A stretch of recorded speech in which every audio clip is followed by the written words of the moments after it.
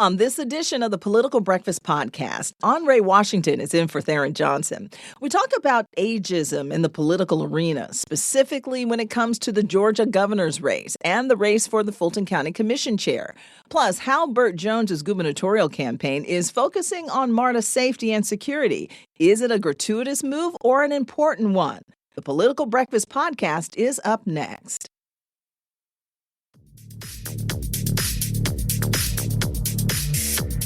Welcome back for another edition of Political Breakfast, heard right here on WABE. I'm Lisa Ram, and with me today, our Republican strategist, Brian Robinson. Taking a day off is Theron Johnson, our Democratic strategist. But joining us today for a first time visitor is Andre Washington, a local attorney and Democratic strategist as well. So thank you for stepping in and stepping up and joining us today. So welcome. Happy to be here and honored that you'd have me. I feel like I've made it officially that I've made it to NPR and WABE. Well, we are certainly glad to have you. You want to tell us a little bit about yourself? Sure. So I got my start in Georgia politics as a student in Morehouse College. Back then, I was active on campus, and I went to the Capitol and gave a short speech regarding Hope Scholarship. And a man by the name of Quincy Murphy, God rest his soul, he was a state rep, pulled me aside and said, "Son, what are you doing with your free time?" And I said, I'm doing this, that, and the third. And he said, "No, you're not. You're now an intern for the Georgia Legislative Black Caucus." Oh, wow.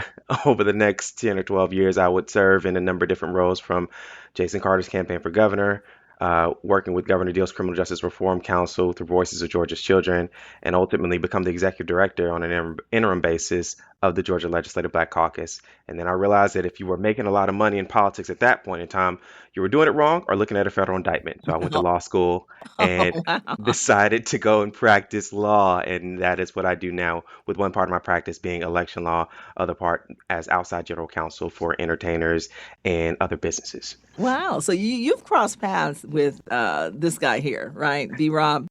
Yeah, of course, by reputation and lure. Well, you said you worked with the Hope Scholarship. How old is the Hope Scholarship now?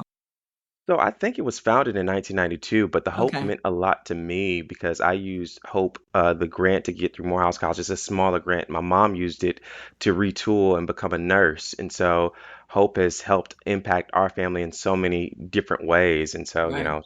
thanks to, Georgia lottery players and the state government for all the things they helped me to do and my family to do. Yeah, for sure. It has helped so many people. It's given them hope, so to speak, right? Huge to my family. And I think probably what brought Andre to the Capitol, I'm guessing, is something that I was deeply involved in. And that was in the 2011, 2012 era, coming out of the Great Recession, where Hope was going bankrupt. And we had to do some painful reforms that happily turned out to be temporary, where we had to kind of take away the promise of full tuition coverage, take away the book allowance and that kind of stuff, and keep the full tuition for what was then called the Zell Miller Scholars, your most elite students. Because one of the things that Hope has done, Andre's right, it changed lives. It was certainly huge to the Robinson family when my brothers and I were going through college. My parents were college educated with advanced degrees, but they're white-collar professionals with blue-collar salaries. My dad was a minister, my mom was a teacher. And so it was huge for us. And my brothers both went on to be Medical College of Georgia graduates as well as UGA. So what it's done is keep the best and brightest in Georgia. Before Hope, 70% of our best and brightest, and I don't know how that's defined, to be honest, left the state. They went to Vanderbilt, the Ivy Leagues, Duke, and they never came back, right? And post-Hope, 70% of the best and brightest, and I, again, don't know the definition, stayed in Georgia. You want to talk about a brain gain that is unparalleled in Georgia history. This is it. And it's so important to our future. And it remains the gold standard in America today. Wow. Even other states still haven't caught up to what all we offer here. And look at the subsidiary benefits of the rise of Georgia Tech and UGA through the rankings into the top 15, of course, Tech in the top 5 of public institutions in America. So it is hope, and Andre is just one example. I'm another example of the Yeah. difference that it's made. Yeah, it certainly makes Georgians very, very proud. Early voting started Saturday, and I just want to start off by talking about one of the most contentious races. Can you believe that this race for Fulton County Chair is emerging as one of the most contentious races here in Georgia? Andre, I'll begin with you. Well, what we've seen is decades of leadership from the current chair, uh, Pitts, where he's been in office for a long time. And usually, folks that have been in public service for a long time don't go without a fight. And Mm-hmm. so you see Mo Ivory, who has been a dynamic force on the commission since she's joined. She's spoken up on a lot of issues, and she's taken to social media and used it in, quite frankly, innovative ways to reach new voters and to educate them on what the county commission is supposed to be doing and what it's tasked with, how it funds certain essential uses or essential products here in Fulton County. And so it is a tough fight because you have a lot of folks taking sides, and it is breaking up your conventional coalitions when it comes to endorsements and who's behind who. But what we see are two people that really, really want this job and really, really are putting up a hard fight to get it. Yeah, and it's gotten so nasty. I don't Yeah. know, Brian. Are you watching this at all? Are you surprised that it's gotten so nasty at this level? Well, I only get to see what's in the news coverage because I'm not a Mm-hmm. Fulton County voter. I'm a DeKalb County voter. So I'm Mm-hmm. not getting the digital advertisements or the mail pieces, et cetera. But, I think anytime you have a high profile race like this coming up with a lot at stake, a promise of generational change, it's going to be testy. And I also think there's an ideological difference here. I mean, Robb Pitts has been around for a long time, a big figure in Georgia Democratic politics for a very long era. But at the same time, he's also seen somewhat as a more moderate pragmatist leader, and I hesitate to say that. I don't want to hurt him by saying that as a conservative who wants to see a limited role for these governments and wants to see a lower tax burden. I don't want to be like, oh, he's the guy if you're a conservative, because that's going to hurt you in this primary. But I think what this comes down to is Mo Ivory's vision for Fulton County what you want? If I was a voter, it would not be. I think she's probably going to take an activist view that I would disagree with largely. If I was going to vote, I'd be voting for Robb Pitts. I don't get to vote, but it does concern me that he is in his mid 80s. I mean, the Joe Biden example is something that has made voters much more attuned to the impacts of age on our abilities. I do not think Robb Pitts is Joe Biden. He is obviously able to get around. He's obviously got his mental acuity intact. It's very different. But you would be talking about a term going into his late 80s, and that is a legitimate issue. And so that is an issue that when you talk about it seems really nasty, like a personal attack, ageism, whatever you want to call it. But I think it's also a legitimate issue in this campaign.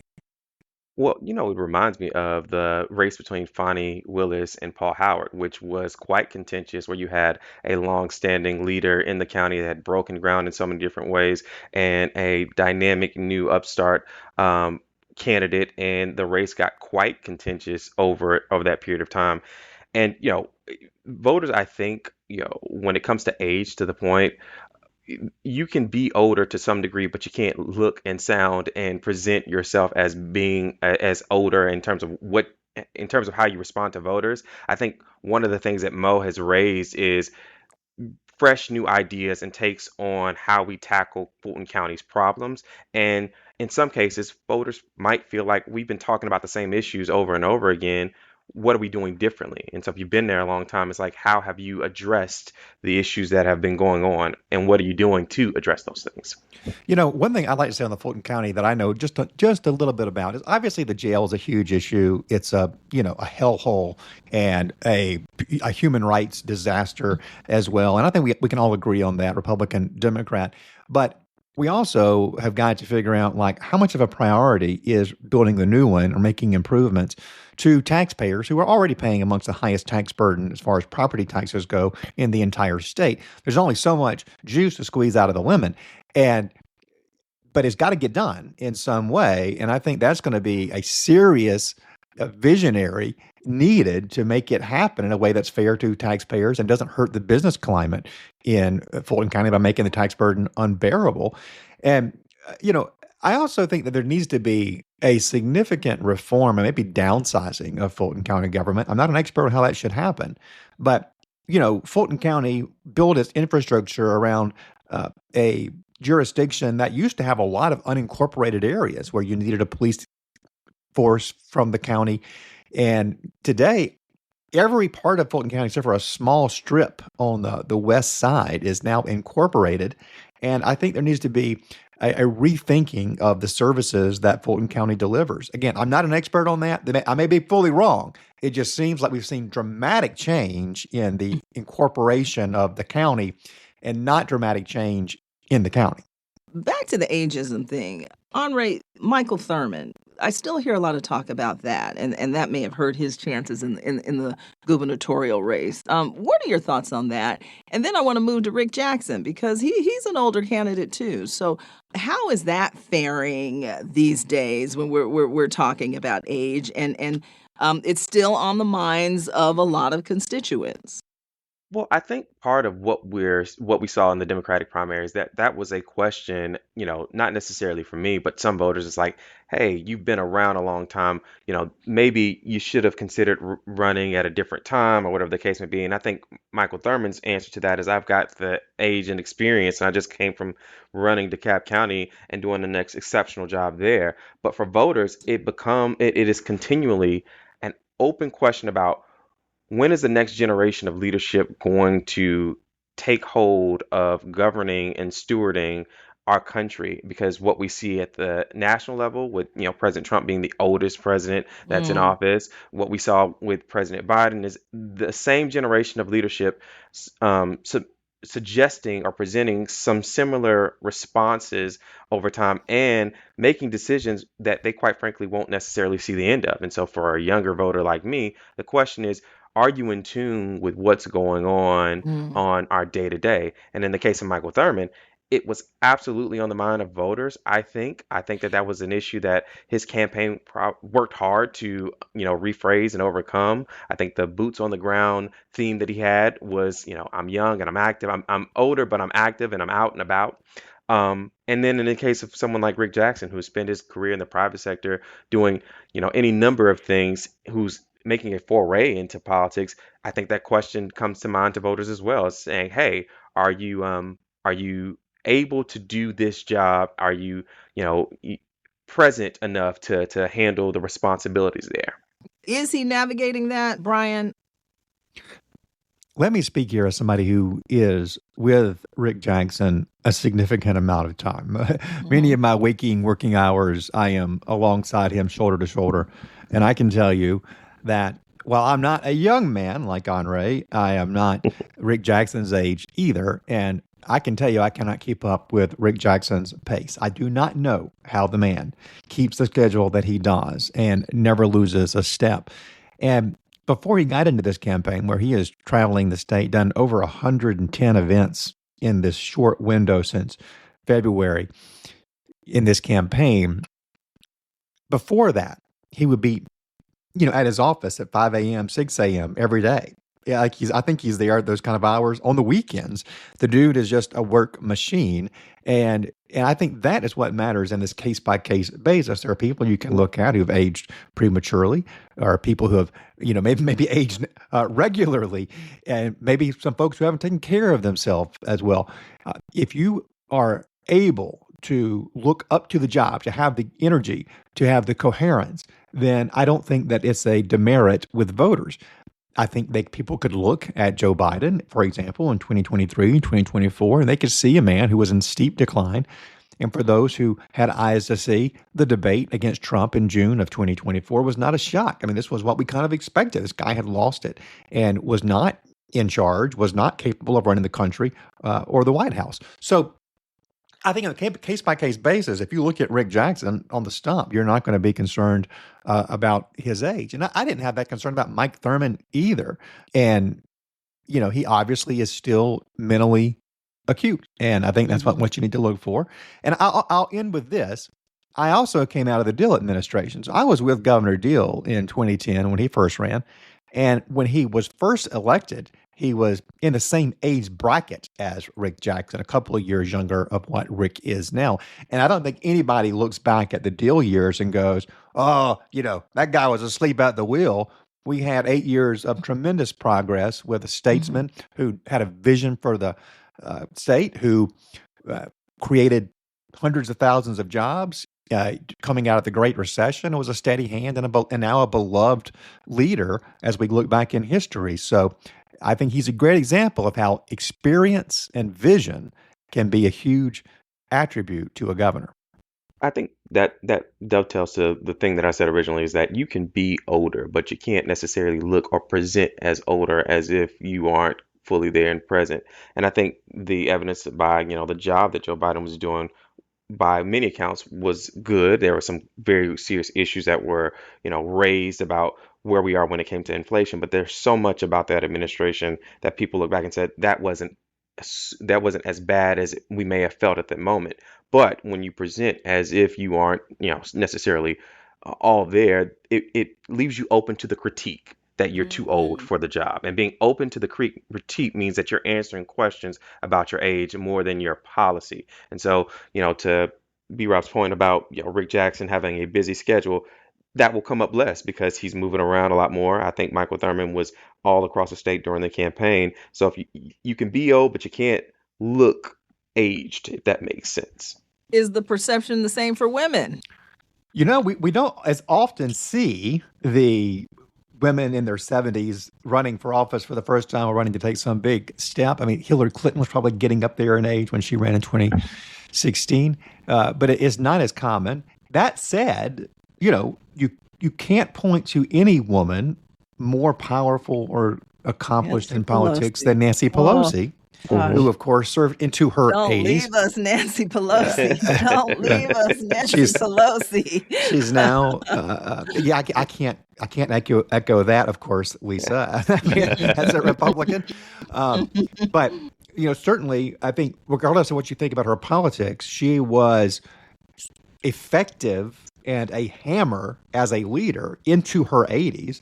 And, of course, look, this is true across the board for men and women. Joe Biden, of course, had a bunch of hair plugs, and you could tell from his forehead he had a lot of Botox.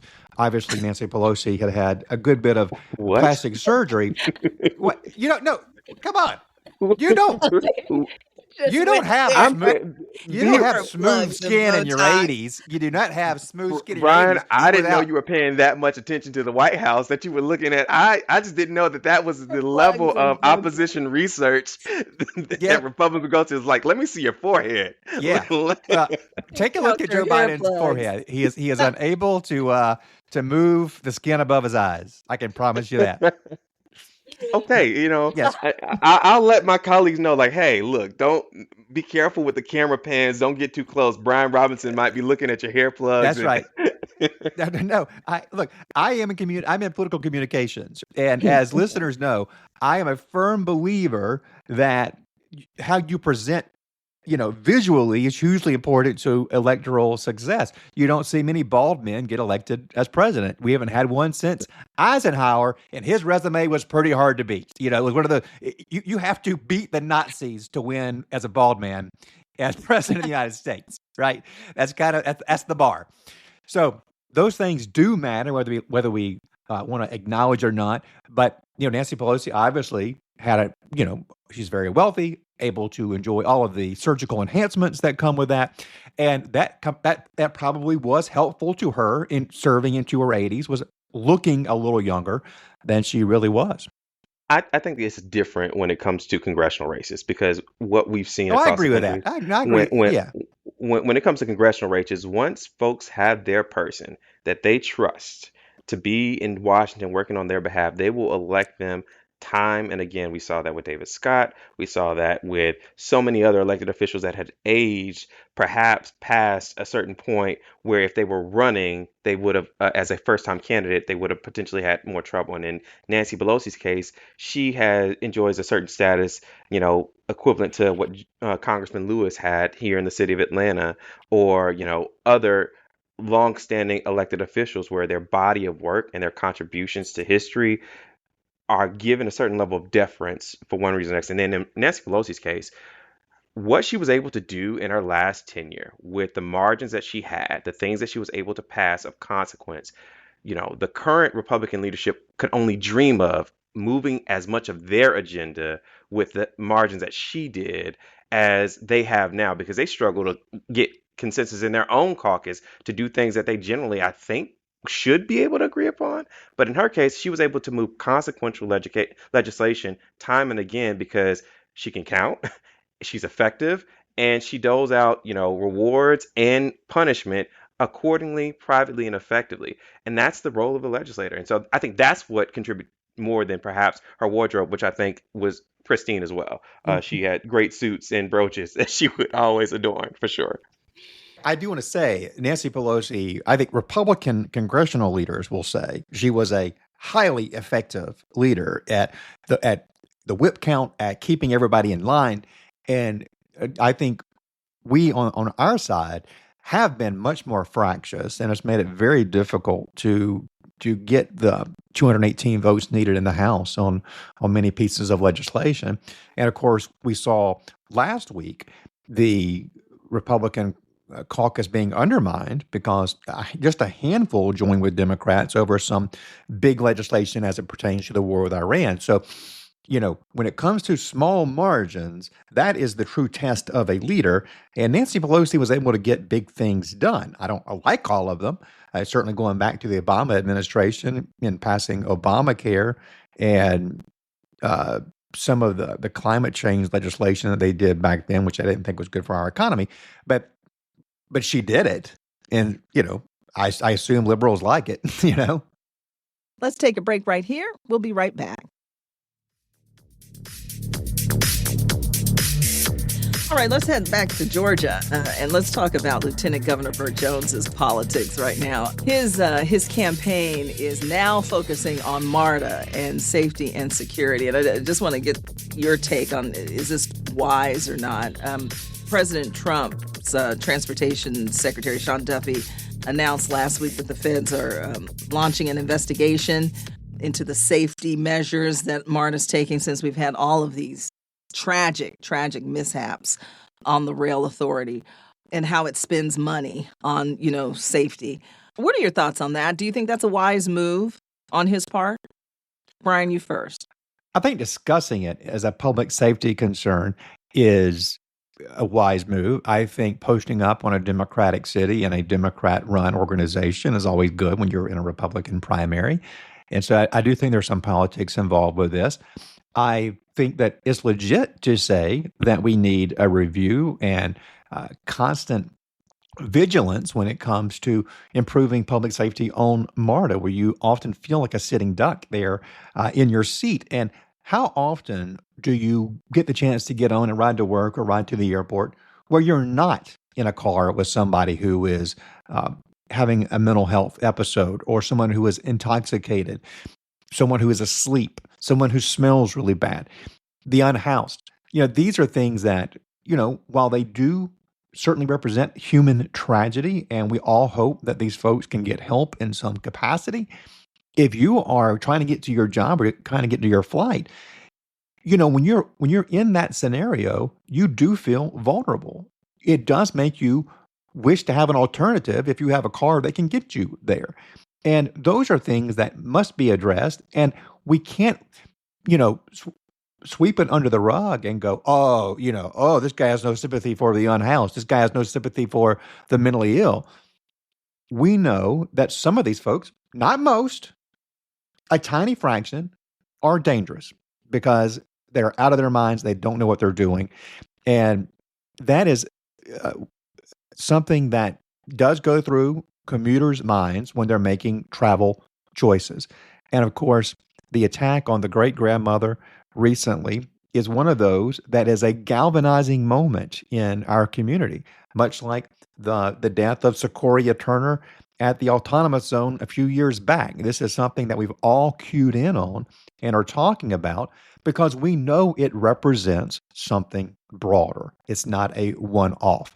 So, talking about public safety, offering solutions, and I don't think the right solution is putting state troopers on there. We have a limited number of state troopers. They have a job to do. We need them doing that job because For it's sure. important as well. But I think it's perfectly fine and welcome for the federal government, for the Trump administration to say, we're going to investigate, we're going to offer solutions. Federal funding is a huge part of what makes MARTA run. So they do have jurisdiction here. They do have a right to take a look and to demand certain reforms or changes. So I actually want to say I appreciate Keisha Lance Bottoms even for saying it's okay to have the feds involved if they can help make everything safer. Good. Maybe we can all have unity that we can come up with a common solution we can agree with. Andre, I don't know. Are Democrats kind of rolling their eyes, though, that Burt Jones jumped on this the way that he has? I think a couple of different things. I think I appreciate Brian's presentation of concern for MARTA riders. I completely fundamentally disagree with his characterization of what it's like to be on MARTA on a normal basis because, quite frankly, barring those that might be listening on a podcast or on their phone, most of the listeners are going to be riding in their car, right? And if they're riding on their car on 285 or 7585, I want you to know that there are more incidents and fatalities on 285 and 7585 on highways in the Metro Atlanta area than there are incidents on MARTA. And so there's a perception amongst voters or perception amongst the populace that MARTA is just fundamentally unsafe. And here's my point with that is that, one, no one should be harmed on public transportation at all. We should do everything we can to keep riders safe. We should do everything that we can to ensure that, riders can enjoy, their experience getting to and from work. What also is important is to recognize that if Burt Jones inserts himself in this conversation to suggest that, we need to be doing more safety, he's been in the state legislature for 14 years and has not, quite frankly, done more to support, funding from the state for MARTA and for public transportation, because that's really what would make the difference, is ensuring that MARTA's funding, which right now is funded by the city of Atlanta, its riders, Fulton, DeKalb, and Clayton County, should be actually funded, quite frankly, by the state to move people and ideas across the Metro Atlanta area. And instead, what we have is critiques about needing more state troopers, or critiques about more safety, or critiques about mental health disorders, which are all fair. But the question is, what have you done to lead on the issue? And I don't think that they've done it enough. But that doesn't address the fact that there are families mourning right now from having lost loved ones. There are people that are genuinely concerned. But I expect from a serious candidate for governor to say the state of Georgia should take more of a leadership role in ensuring that it's not a Democrat-run organization when it comes to MARTA, but it's the Metro Atlanta, which is the sixth largest metro in the country. The state of Georgia has a $39 billion budget, and it should be doing more to ensure that we have a 21st century light rail option to move people and ideas across the Metro Atlanta area, and not just, well, we'll put state troopers there during FIFA, as if the federal, local, and state authorities haven't already begun organizing. Can I say real quick on here that I have long been an advocate for expanding transit in a sustainable, affordable way if there's density, if there's market demand for it, if it gets cars off the road. And I think increasingly you're seeing younger Americans who are open to it because many of them don't want to have cars. They don't want the expense associated with it. Many of them are scared to drive in Atlanta, perhaps. And I, along with Aaron, worked back in 2019 to get MARTA expanded into Gwinnett County. We lost, but it was something that I believed in. I thought it was good for the region, and I'm tapping the brakes a little bit in my thoughts on that because now that we have AI, we have autonomous vehicles. I think that we need to take a wait and see attitude a little bit because I think the whole landscape in which we travel may be about to revolutionize over the next decade. And it may be wise, before we're doing billions in laying down tracks, that we look at something that costs a lot less, is more efficient and more desirable by commuters. I think all of us would rather be in a self-contained capsule like our car than in a bigger vehicle like a train where you don't have control over who's sitting next to you. And yes, there are more accidents, more deaths on 285 than on MARTA, but nobody on 285 died from having a stabbing, which is what happened to the great-grandmother a few weeks ago. Would this be campaign fodder if FIFA wasn't coming to town? Would this have been on Burt Jones's radar? Or that certainly raises Trump? The stakes. It certainly raises the Yeah. stakes. You got a couple of things laid on top of each other. You have a Republican primary going on one hand, and then on the other, layered on that, is the eyes of the world glued to Atlanta because we're going to have a high-profile game here. We're going to have a bunch of international visitors, a bunch of international media. And one thing that we do not want is for international media, while they're here, to be writing about a bad MARTA experience that they had, or that being in the news and them seeing it while here, because this is one of those snapshot moments where our brand is on the line. And it can be a good brand, a bad brand, or something in between. We want it to be a good brand. And so we do not want MARTA or any crime on it during this time to become part of the international news story of what's happening here. We want it to be, oh, great nightlife, fantastic restaurants, a really pleasant hotel experience, a efficient airport. That's what we want. And so this is just a moment in time where this is something that is not just of local and state import, but of national and global import.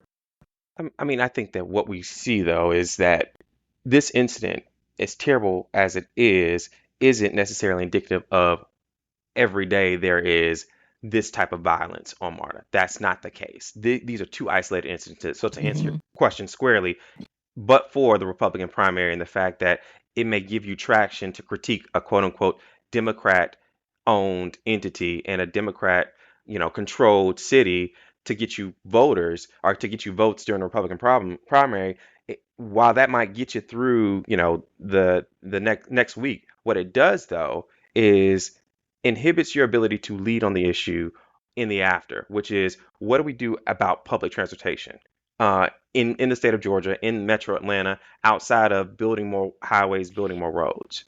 For sure. I hope people are coming to town. We just did a story where the Airbnbs are not filling up like we predicted, and who knows. But all eyes will be on Atlanta, and in the next few weeks or so. So, Andre, it's been a pleasure. Thank you so much for checking in and sharing your perspective. It has been great having you stop by. Thank you for having me. I quite enjoyed myself, and hello to all your listeners. Really, really honored to be here with you guys, and always good to talk to you, Brian. Thank you, Andre. Andre and I are getting to be old friends now. We're doing a lot of media because there is always going somewhere exciting and luxurious. Yeah, and then I bring it up, and he says I'm success shaming, which is ridiculous. I'm happy for you. I don't mind to be Robin to Theron's Batman. I can play that role. That's all right with me. All right. Until we meet again, have a wonderful, wonderful week.